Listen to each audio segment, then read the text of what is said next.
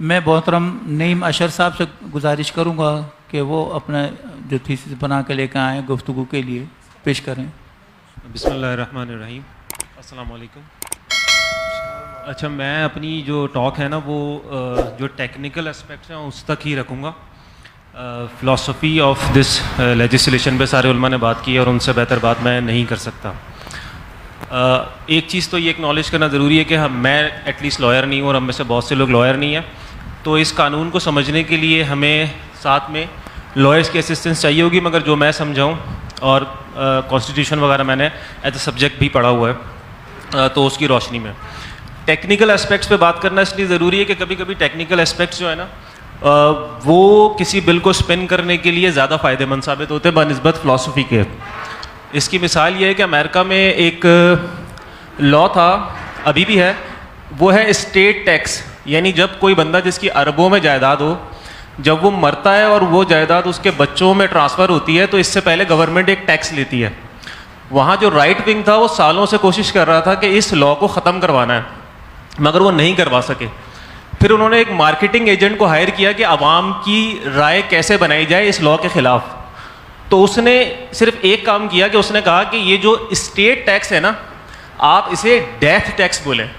यानी ये मौत पे टैक्स लगाया जा रहा है कि एक शख्स मर रहा है और आप उससे मरने का टैक्स ले रहे हैं। ये सिर्फ एक जो स्पिन था, उसने पूरी लेजिस्लेशन को जो है ना उसके खिलाफ आवाम की राय बना दी। इसलिए इसको टेक्निकली देखना ज़रूरी है। एक तो इसमें कुछ 2-3 पॉइंट्स है, वैसे पॉइंट्स काफ़ी सारे हैं मगर जो मुझे मेजर लगे और बाकी लोगों ने भी इसमें रोशनी डाली है।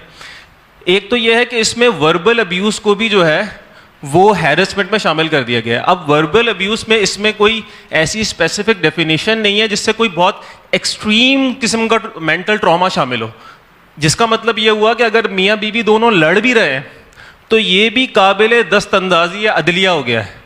यानी ऐसा कहाँ हो सकता है कि बाप बेटे, मियाँ बीवी, बहन भाई एक घर में रहते हों, उनमें कोई लड़ाई ना हो। अब ये टेक्निकली इसमें करेंगे ये कि जैसे तहफ़्फ़ुज़ नामूस रिसालत लॉ को इन्होंने मुश्किल बनाया है।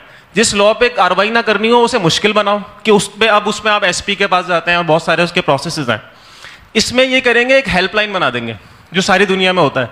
यानी जितना आप चाहते हो किसी लॉ को इम्प्लीमेंट करना हो तो उस लॉ को इन्वोक करने का तरीका आसान कर दो। अब मियाँ बीवी में लड़ाई हुई, बीवी ने एक हेल्पलाइन को उठा के उस पर कॉल की।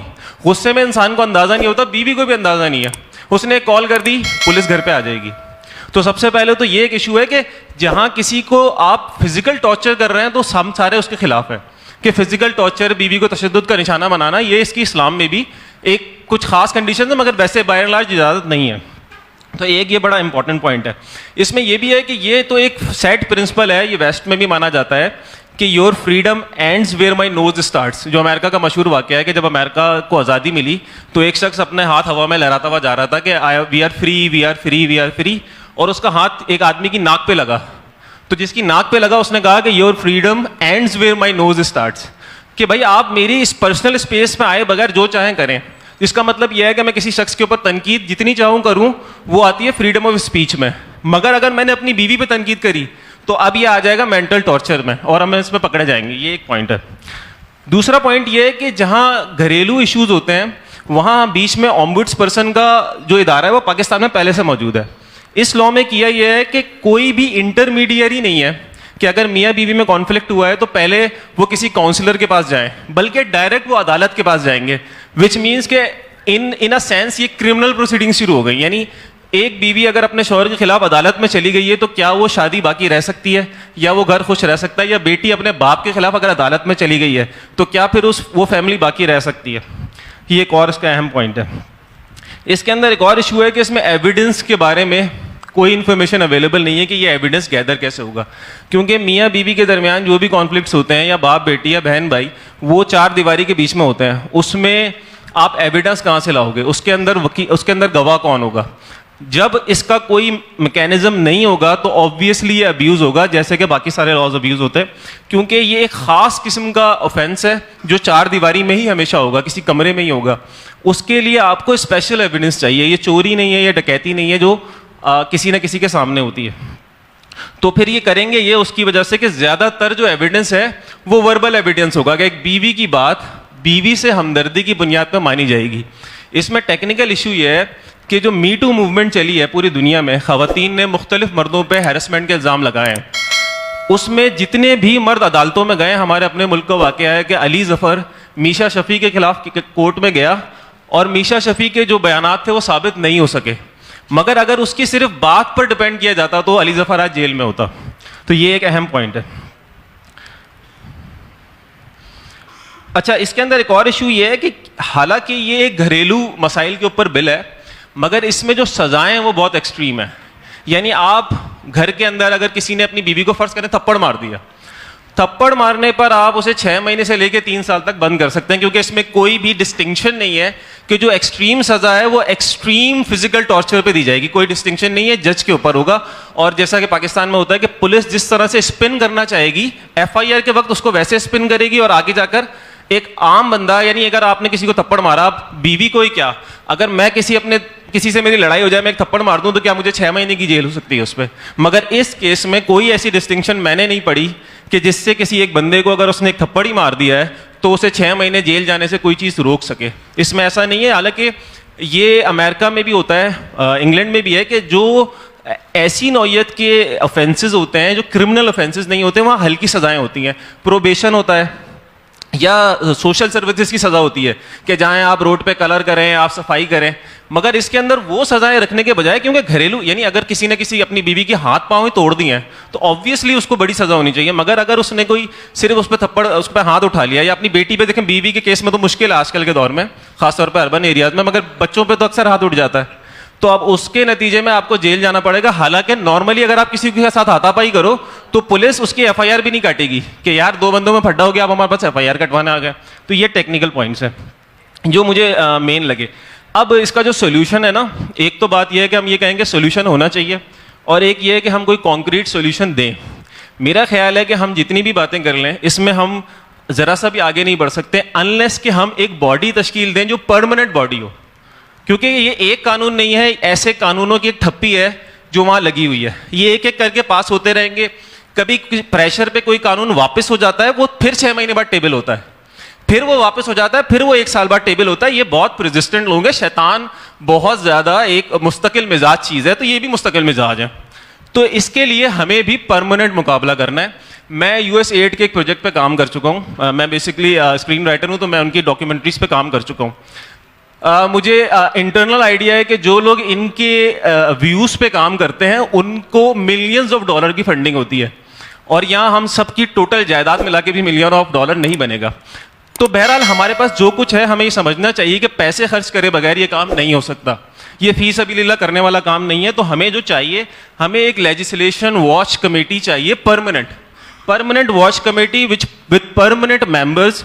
उसके अंदर लॉयर्स होंगे, उसके अंदर अब जैसे कि वकास हाशमी साहब ने एक बहुत अच्छा पॉइंट रेस किया कि ये लेजिस्लेशंस अचानक नहीं होती, ये सालों की कार्रवाई होती है, और पहले ये NGOs में इनको ड्राफ्ट किया जाता है, उसके बाद जो ये लीगल प्रोसेस में जो फर्स्ट स्टेप होता है वो होती हैं कमिटीज़, जो असेंबली में कमिटीज़ बनाई जाती हैं। उन कमिटीज़ में सबसे पहले बिल आते हैं और वहाँ बहस होती है। अगर हमारे पास एक परमानेंट वॉच डॉग हो जो परमानेंटली इन्हें वॉच कर रहा हो, तो अगर हमने फर्ज करेंगे हमारे पास 5 असेंबलीज हैं टोटल, 4 प्रोविंशियल, अगर हम गिलगित बल्तिस्तान को भी मिला लें वो, और हमारे पास हमारी नेशनल असेंबली है।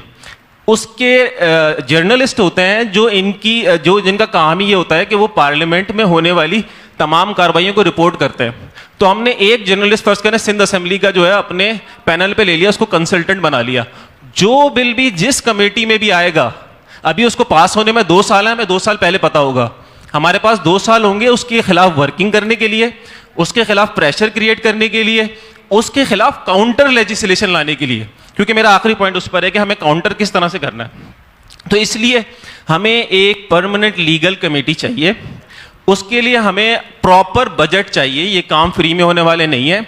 जो उलमा उसको अटेंड करें उन मीटिंग्स को, जो उसके मेंबर्स हों, उनके लिए कोई ना कोई रेम्यूनरेशन होनी चाहिए। NGOs के लिए जो लड़के लड़कियां काम करते हैं, I know for a fact कि एक मैं मिसाल देता हूं, बल्कि एक लड़की है जिसमें मैंने डॉक्यूमेंट्री बनाई थी, वो एक खिलौने बेचने वाली की लड़की है, लियारी में रहने वाली। उसका बाप खिलौने बेचता था, वो जो रोडों पे बेचते हैं। उस लड़की ने एक कमरे में लड़कियों को पढ़ाना शुरू किया, और किसी तरह से उसका कांटेक्ट बना, वो USAID की वहाँ पर ग्रांट ले आई। आज उस लड़की का ये हाल है कि वो अमेरिका, साउथ अफ्रीका, सारी दुनिया तो घूम ही चुकी है। वो एक ऐसा लाइफस्टाइल गुजारती है जो करोड़पति लोग गुजारते हैं। तो उसके पास इतना पैसा उन्होंने इसलिए दिया कि अगर ये काम कर रही है तो सबसे पहले हमें इसे मजबूत करना है, तो ये हमारा काम करेगी। उसके ट्यूशन सेंटर में बच्चियों को बिठा के फिल्में भी दिखाई जाती हैं। अब कौन से ट्यूशन सेंटर में ऐसा होता है? तो इसलिए हमें इसको ना सिर्फ ये परमानेंट होनी चाहिए, बल्कि इसके लिए अच्छा सम भी होना चाहिए। चाहे तो हम एक कमेटी बना के अपने जो हमारे मुखैर हजरात हैं उनसे हम रब्ता कर सकते हैं। उसके बगैर ये नहीं हो सकता, क्योंकि ये लॉन्ग टर्म इशू है। एक तो ये, अच्छा इसके अंदर एक तो ये है कि शुरू में जब हमें इंफॉर्मेशन मिलेगी तो हम उसे काउंटर कर सकते हैं। हम इसमें एक और चीज़ बहुत इंपॉर्टेंट है कि हम उन जो लोग ऐसे कानून पास करते हैं उनकी इंफॉर्मेशन भी पब्लिक करें कि भाई ये कानून इस्लामी अक़दार के खिलाफ पास हुआ, फला असेंबली का मेंबर, फला मेंबर, फला मेंबर, फला मेंबर, नाम की लिस्टें जारी होनी चाहिए। ये भी एक प्रेशर टैक्टिक है कि इन पे प्रेशर हो। नेक्स्ट इलेक्शन में हमारी अब कोई कमेटी होगी तभी ये काम हो सकता है कि नेक्स्ट इलेक्शन में जब वो कैंडिडेट यहाँ आए तो हम बाकायदा बताएं कि कितनी लेजिस्लेशंस में इस्लाम मुखालिफ कवानीन पर इसने वोट दिया, कितनी जगह पे इस्लाम के हक में इसने वोट दिया। जो अमेरिकन ज़ायनिस्ट करते हैं वो हर मेंबर पार्लियामेंट को रेटिंग देते हैं कि ये यहूदियों के हिसाब से कितना पॉजिटिव है और कितना नेगेटिव है। दूसरी बात कि जब हमें ये चीज़ें पहले से पता होंगी, अब हमें पता है कि कमेटी में एक बिल आया हुआ है, उस कमेटी के ये 6 बंदे मेंबर हैं। उन 6 बंदों के नंबर्स हमने लिए और उनके कॉन्स्टिट्यूएंट्स को बांटे कि भाई आपने इन्हें कॉल करनी है और इन्हें कहना है कि बहुत महज़ब अंदाज में कि आप ये बिल पास ना करें। अगर आपने पास किया तो हम इसे वोट नहीं देंगे, हमारी कम्युनिटी आपको वोट नहीं देगी, हमारी मस्जिद आपको वोट नहीं देगी। ये वो टैक्टिक्स हैं जिससे हम, अगर एक लेजिस्लेटर के पास दिन में 300 कॉल्स आ जाती हैं तो 300 कॉल्स का 30,000 वोटर्स का इंपैक्ट उसके दिमाग पर आएगा कि यार लोग तो मेरे पीछे ही पड़ गए, अगर मैंने वोट दिया तो मैं अगली दफा इलेक्शन में कैसे खड़ा होऊंगा। Again this can only happen कि हमारे पास एक परमानेंट कमेटी हो जिसके पास परमानेंट रिसोर्सेज अवेलेबल हो। अच्छा, दूसरी ये एक अहम बात है, मैंने कमेटी की तो बात कर दी, जाहिर सी बात है मैं डिटेल्स में नहीं जा सकता, बहुत सारे उलमा मौजूद हैं, हम उस पर अगर सब इस पर एग्री करें तो हम उस पर बात कर सकते हैं। दूसरी इशू, 2 आखिरी इशूज़ हैं। एक इशू ये है कि ये जितने भी इशूज़ हैं, जब तक हम इन इशूज़ को ओन नहीं करेंगे, ख़वातीन का मसला, माइनॉरिटीज़ का मसला, तालीम का मसला, पोल्यूशन का मसला, शहर का मसला, जब तक हम रिलीजियस कम्युनिटी से ओन नहीं करेगी तो दूसरे से ओन करेंगे और वो उसकी लेजिस्लेशन कराएंगे। ख़वातीन पर तशद्दुद एक एक्चुअल मसला है, अगर हम इस पे वक्त पे सामने आएंगे तो लोग हमारे साइड हो जाएंगे, क्योंकि अवाम तो उसकी तरफ होगी जो अवाम के राइट्स की आवाज़ उठाएगा। अगर हम ख़वातीन की आवाज़, राइट्स के लिए आवाज़ उठाएंगे तो हमारी साइड होंगी, और अगर कोई एनजीओ उठाएगी तो जो औरत घर में पिट रही है या घर में जिसके साथ अब्यूज़ हो रहा है वो तो ये देखेगी कि मेरा हमदर्द कौन है। क्योंकि लोगों का ये हाल है कि हम अपने ओन फ्रेम ऑफ माइंड में तो ये कह सकते हैं कि मेजॉरिटी है, मगर हम बेसिकली प्रैक्टिकली एक बहुत छोटी माइनॉरिटी है। वरना इस इलाके में आप ऐलान कर दें कि जी इस्लाम के खिलाफ एक कानून पास हो रहा है, परसों एक जलसा करना है, आ जाएं, इस इलाके के 1% लोग भी नहीं आएंगे। तो ये हमें देखना है कि जब लोग ही हमारे साथ नहीं होंगे तो हम एक माइनॉरिटी हैं, और जब तक हम ये समझेंगे नहीं कि माइनॉरिटी को कैसे एक्ट करना चाहिए, तब तक हम उस तरह से एक्ट नहीं कर पाएंगे। मेजॉरिटी के जोम में हम वो एक्शंस नहीं ले रहे जो हमें लेने चाहिए।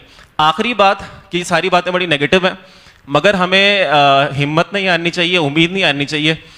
कल ही मैं डॉक्टर साहब से बात कर रहा था कि तुर्की की असेंबली में एक खातून बापर्दा जब इलेक्ट होकर पहुंची, जिन्होंने स्कार्फ पहना हुआ था, तो ना सिर्फ उन्हें असेंबली से निकाला गया बल्कि उनकी तुर्की की नेशनैलिटी भी कैंसिल की गई, उन्हें बाद में दुबई में आके रहना पड़ा। ये वाकया हमें लगता है कि कोई 70s का 60s का वाकया होगा, ये वाकया 1999 का है। यानी हम में से बहुत से लोग शायद उस वक्त भी आराम से जवान होंगे। 1999 में तुर्की का ये हाल था कि अगर आप स्कार्फ पहन के असेंबली में आएंगे तो आपको असेंबली से नहीं मुल्क से भी निकाल देंगे, और आज देखें वहाँ क्या हाल हुआ है 20 साल के अंदर। तो उम्मीद नहीं आनी चाहिए, इंशाल्लाह बेहतरी होगी। अस्सलाम वालेकुम।